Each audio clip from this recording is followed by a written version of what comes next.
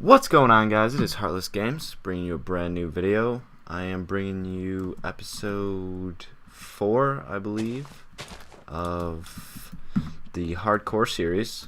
We are still alive, and in this episode I'm going to tell you why I chose the name Heartless, and we are going to go caving. So that should be pretty exciting. I think this is the one. Okay. There's a cave over by the farm that I want to check out. Ooh, oh gosh. Still scary every time. And once we get into the cave, let's see. I made another diamond sword. Or made a diamond sword, made another diamond pickaxe. How much is that? Plus 7. Ooh, okay. And when we get into the mine, I'll start telling you quite a interesting story, if I do say so myself. Ooh, this is a nice little cave here. Throw it on that just in case. Alright. Well, now we're fully in the cave, so I'll start my story here. Oh, are you kidding? Oh, whatever. I'll just keep mining, telling you guys a story. Hopefully we find cave. I think I want to get down to, let's see, what level? Oh, that's at 5. Oh, there I am. Good looking fella. I want to get down to level, I believe it's 10 or 11. So, let's see. I'm at 57, I believe. Yeah, 55. Oh, so we got wow, we got quite the journey to make, but that's okay. Hopefully we'll find a cave. So, why heartlessxGames? Well, the X Games part is probably obvious because I play video games, but the heartless part is what I would like to talk about today. So, oh shoot, I shouldn't have broke that. Let me fix that. Okay. So it all started, I believe it was going into my sophomore year of high school. I was in gym class over the summer. Summer gym class, wanted to get it out of the way so I could have a study hall. And we were playing softball. And something in my heart just kind of, it's hard to explain. It clicked. And my heart rate just skyrocketed. At the time, I had no idea what was going on, so I just ignored it, of course. Like I do most things that are probably pretty important. I just decided to ignore it and continue playing. So I continued playing softball. These gym classes last 4 hours in the summer, so they're pretty intense. So we were halfway through the day, playing softball. We went back inside. We have like softball tests on the Origin and stuff. I mean, it's all pretty meaningless, worthless information, but whatever, we gotta do it. We took the test. Oh man, I'm really messing up here. We took the test. My heart was still beating super fast. I took absolutely no notice of it. Just ignored it completely. I didn't think anything was, wrong. Why would I? I was at the time 15, I think. So I didn't think anything of it. I thought it was just a normal thing. So then we played basketball. And I felt like I was getting really tired really fast. Like, oh, I think there's a cave. But I was getting very, very tired very fast. And the teacher was offering extra credit points to the team that won the basketball tournament. So I had one teammate who really wanted those extra credit points for some reason. I'm not exactly sure why. He was a smart kid. I'm sure he got an A in the class anyway. But he really wanted those extra credit points. So that kid on the team, as my heart was beating, oh, I don't know how fast. Probably around 215, 220 beats per minute, which is a lot more than the regular 120 working heart rate, or 140. And I was getting real tired, and this kid was just on me like white on rice. It was unbelievable. He was yelling at me to get up and down the court, and I'm trying my hardest to freaking get those extra credit points too. I mean, I don't know. I guess it was this spirit of competition that got to me, and I really wanted the extra credit points too. But he was on me, and I was trying as hard as I could. But this kid was relentless. So we did end up winning the extra credit points. I was the leading scorer on the team. And we did win in like an overtime upset or something. I'm not really sure. We had a lot of really athletically talented kids on in my school at the time, so it was pretty exciting that we won. So, anyway, we won. My heart rate still through the roof. Unbelievable. I had no idea what was going on, so I ignored it. I just continued to ignore it completely. I didn't think anything of it and went on with my day. So I didn't have my driver's license since I was only 15. I had my permit, so I was doing my 90 hours or however many. I don't really remember. But I was doing my 90 hours, so my mom said, well, did you want to drive home? And she had her Cadillac, and I was like, oh, I definitely do want to drive home. But I decided not to, since I really wasn't feeling well at this point. My heart had been beating at this incredibly fast rate for, about 3 hours now. So we got home, and my mom's like, what's wrong with you? You didn't want to drive home? You don't want to do any of that? What's wrong? I'm like, well, my heart's beating really fast, and it's been doing this for a while, and I don't know what's wrong. Finally I told somebody. But she sat me down, took my blood pressure, and it was really low, and my heart rate was really high. And she called the pediatrician. Pediatrician said, well, you better go into the hospital. So I was like, oh, great, what's wrong with me now? Little did I know. So she took me in, and I could tell right then that something was not right, obviously, because I was rushed throughout that hospital faster than I had ever been. And I was a pretty crazy kid. I threw volleyballs in the house and broke glass in my head and all that good stuff. But this is the fastest I've ever been escorted into a hospital, onto a cart, and into the ER or whatever, into the room where they were gonna fix me up. But I had like 8 nurses and 2 doctors, and they're all over me. It was unreal. And so they hooked me up all the monitors. All the monitors started going off, beeping. That was pretty crazy. But they got this drug called adenosine. They had a bunch of IVs hooked up to me, and they told me that this drug had a very short half-life. So that means my body is going to use it up very quickly. So they injected it, and honestly, it felt like one of those dreams where you're falling, and right before you hit the ground, you wake up. But in this instance, you don't wake up. I fell, and I hit the ground hard, and it was bad.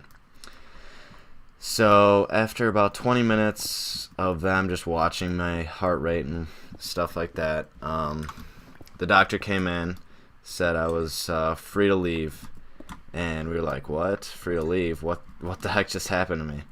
And he explained that I had been that I had what they call a supraventricular tachycardia episode, which is dubbed SVT. And basically, there's this extra nerve or wire in my heart that is there because of genetics, and it overrides the node that keeps the heart at a regular pace, I guess you could say. And that's why my heart had gone off the charts haywire. And it could come back in a week, or it could be gone for the rest of my life. They really didn't know. Unfortunately, I was not that lucky. A couple weeks later, I had another one of these episodes, and then another one, and then another one. And they said, well, it's time to go in and see a cardiologist. So this is sophomore year summer. I was all getting ready to play football and do that. And I went to go see my cardiologist. She was a little Asian woman. She seemed very knowledgeable, knew what she was talking about, had done a ton of these, and she recommended surgery. So we talked it over and we said, all right, that's what we'd like to do. And it was scheduled for a couple of months. Well, that doctor had gone on vacation in Colorado. I'm not really sure where she went, but she was riding a scooter. Yes, one of those Razor scooters, this doctor. And she fell. And she messed up her leg really bad.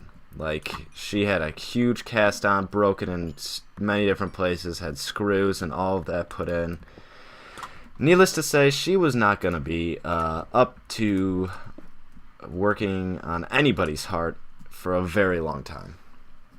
So she recommended one of her colleagues, and this is the doctor that we went with. He's, I have to say, he's one of my good friends now. I'm going to be doing a little shadow program with him this summer. It should be pretty cool because I would like to go into pre-med, work as a cardiologist. Anyway, we went with this doctor. We had another consultation. He told us we could totally wait until my first doctor was, ready to do surgeries, or we could go with him. So we decided just to go with him. He seemed like a great guy, and he was ranked nationally one of the best heart surgeons.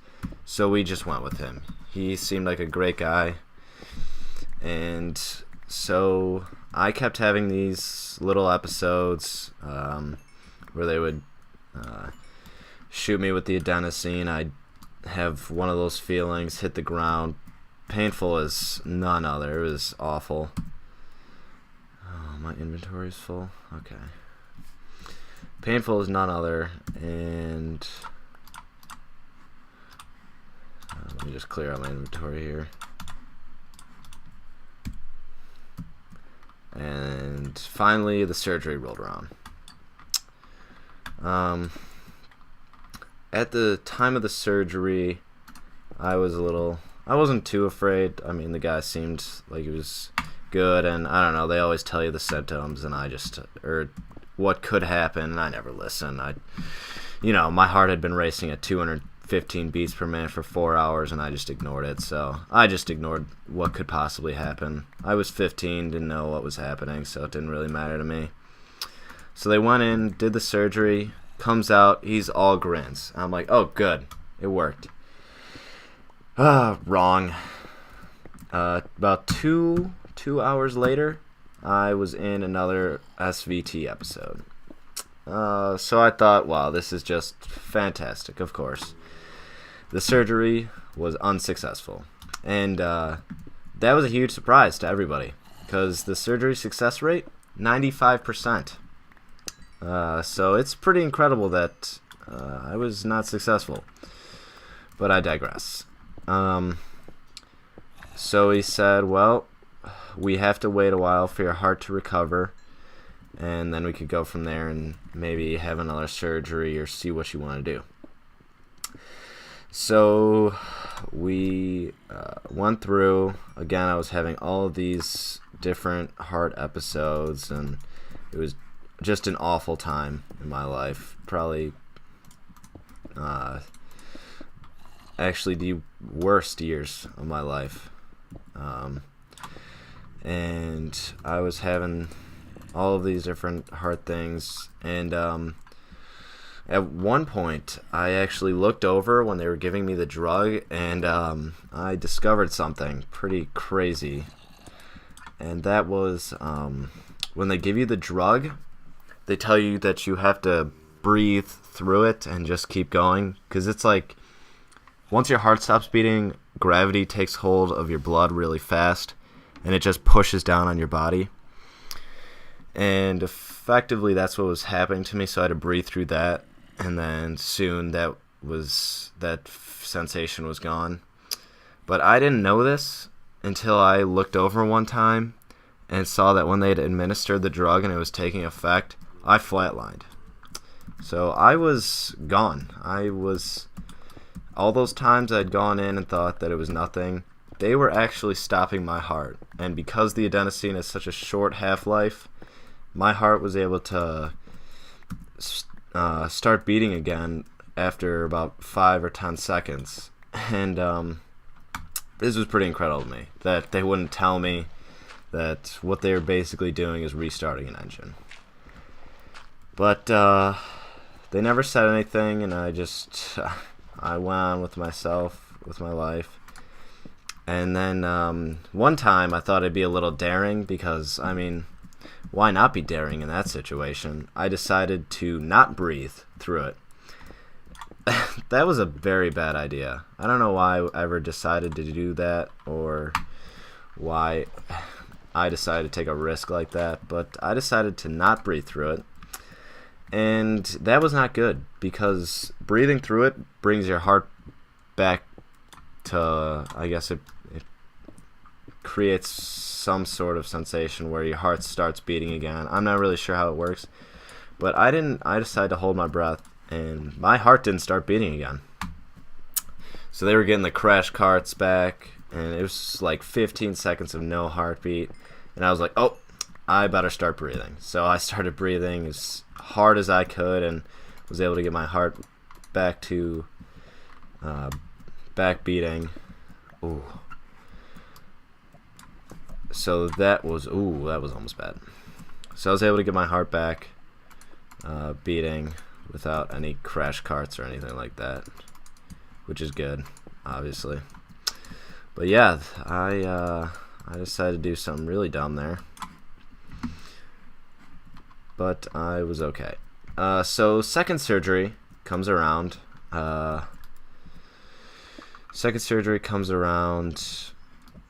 can't quite remember, but this surgery was just an outright failure.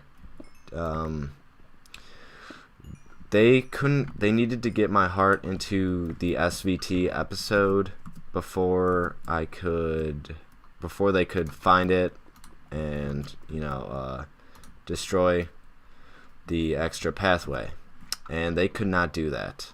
They were giving me all sorts of different drugs to try to get it back to SVT, but they could not do it. They tried everything. They even woke me up during the surgery, which was a terrible idea since all the drugs were not reacting well within my system. And I also was sick going into the surgery, but we kind of lied about that, said I was feeling a lot better. It's just because we wanted them to do the surgery, which I guess in hindsight was a really bad idea. But shoot. But they woke me up. The medicine was not reacting well at all within my system. I was sick, coughing, all of that. They put me back to sleep, and when I woke up again, I had the worst headache, migraine, whatever you want to call it. It was awful. It was so bad I couldn't open my eyes to see or anything. I just kept my eyes closed. And that one was a failure, obviously. So they said, all right, let's do it again. I mean, why not? Let's just keep going in there, see how many times we could do it. Oh, shoot. So, oh, I don't have any arrows. That's not good. So, they said, let's do it again. I was like, alright, cool. They had just angered this pathway because the SVT episodes got way worse, or way more frequent, I should say. And because of this, they had to put me on a different kind of drug to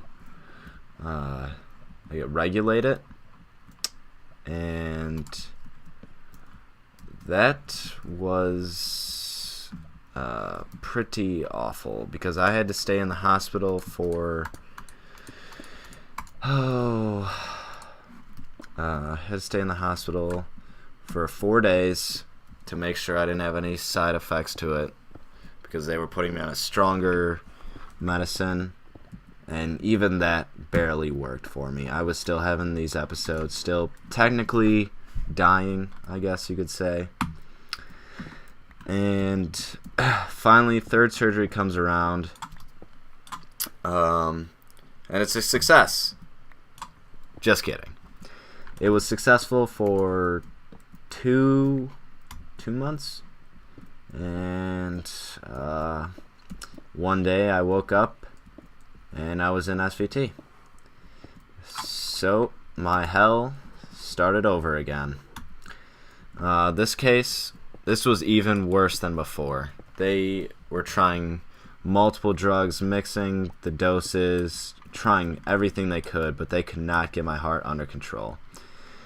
This was my junior year by then, and they told me I couldn't play football. The contact would just be too much with the heart surgery, and that was a really big hit for me, since I went to the school I went to play football. But I just accepted it. I said, alright, can I still play volleyball? And they said that should be fine, since there's no contact or anything. I should be able to do that. So I guess I was okay with it. And the fourth surgery rolled around, and this one actually did work. This was my junior year summer going into senior year, and this surgery worked. Unfortunately, this was the fourth time they had gone in, and obviously I was done. Couldn't play football ever again. I can never drink alcohol, never do any sort of drug. I can never go on roller coasters, go-karts. I can never pull all-nighters because I need at least 8 hours of sleep a night. Or else these are all things that could potentially bring back this extra pathway. Because even though this surgery was successful, there's a 10% chance that it'll come back at any time, and if I am doing any of these things, there's a chance that they won't be able to bring my heart rate back, even using the drugs, and essentially I would die. So I don't do any of that. Don't do drugs. I stay away from it all. I'd rather be alive and maybe not go to that party than be dead and go to that party, you know. But yeah, so it doesn't end there though. Never does. It's never that easy. So the surgery was a success, but I was having some pretty bad complications. I had lost all this weight. I had no appetite. I was basically like a walking skeleton. It was bad, or a walking mob, if you will. I just couldn't gain weight for the life of me. Couldn't keep any weight on. My heart was still flipping and flopping around in my chest. It wasn't going into SVT, but it felt like it could. And I had all these tests run on me, and I had a 5th heart surgery because they had to go in and make sure they didn't nick any arteries or anything like that, which they didn't, thank goodness. And they took me to a dietitian and basically forced me to eat. Since then, I've gotten a little better. I've gained some weight, but I'm still pretty skinny. But I'm doing a lot better than I was before, at least. So that was heart surgery number 5, and that brings us to present day. 5 heart surgeries. And I, probably the 2 worst years of my life.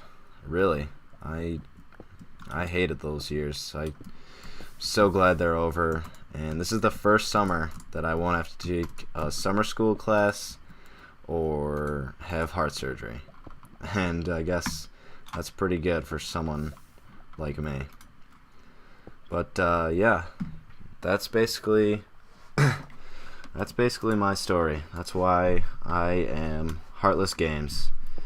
Because at some points I thought I had to be so strong I was just heartless. And we found diamonds. And boom. Okay. And so that's why I chose this name. Shoot, I need to get rid of something.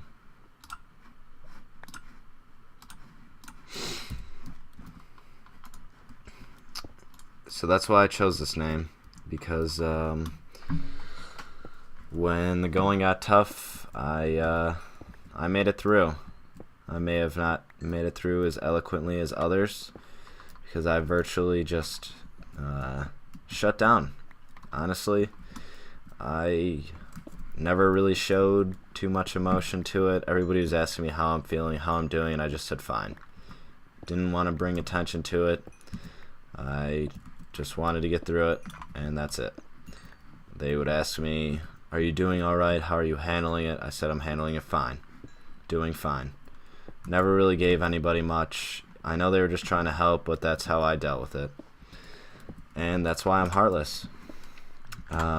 Obviously, this story probably wasn't something you expected, but that's why I chose this name. I was deliberating between this and Lionheart, but I went with this. I think it more captures who I am, at least. And yeah, so we're gonna go back to our house, show you around there, and I'll end it there. But that's my story. That's the deal with Heartless. I haven't really told too many people this full story or all the background, just because I don't really enjoy talking about it too much, seeing as these past 2 years have been pretty awful, and I hate remembering any part of them. But yep, that's me. That's Heartless. So I'll bring you guys back up topside. We'll look at the house. I made us a little staircase. But that should do it for this episode. I did get a little mining done. I only found 2 diamonds though. That won't replace this diamond sword. But whatever. Oh, I'll show you guys my character too when we get back. So if you ever see me on MCSG, you can say hi or whatever. There we go. There's the stairs. I felt like I really went far. Oh, is it dark? Unless this is... Oh yeah, this is attached to the cave.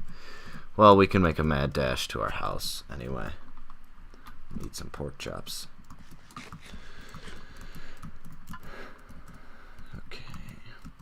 Oh shoot, I didn't put torches on the upstairs. Oh, whatever. We can fight our way through. I'm fairly confident that I'm stacked up enough. Get that. Ah, shoot. Don't get those. Okay, please be light out. Of course not. And it's raining. Oh, whatever. We're going for it anyway. Okay. So, I haven't done much with our house. Oh, it's snowing too. Haven't done much, really anything with the house. I added stairs to the second level. That's about it. Let me just parkour up here. Here's our little bridge. Let's go upstairs, make sure there's no baddies. Oh, I did put torches down. Awesome. You're the best, Heartless. Thanks. Thanks, guy. Okay. So let me put all this stuff away, and then I'll show you what my character looks like.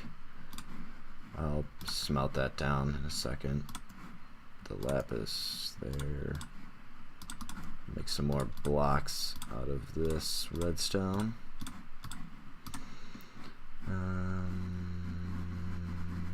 Okay. Oh, coal. Got a lot more coal, that's good. Okay, I'll take off, let's see, put that in there. Oh no, I want that. This will be building house. Alright, I'll show you guys what it looks like now. What my character looks like. Tell you the truth, I really have no idea why I picked this skin. I just thought it was kind of cool. I don't know. So there's from behind, and there's from the front. So if you like the video, hit that like button, comment, and subscribe. And as always, thanks for watching.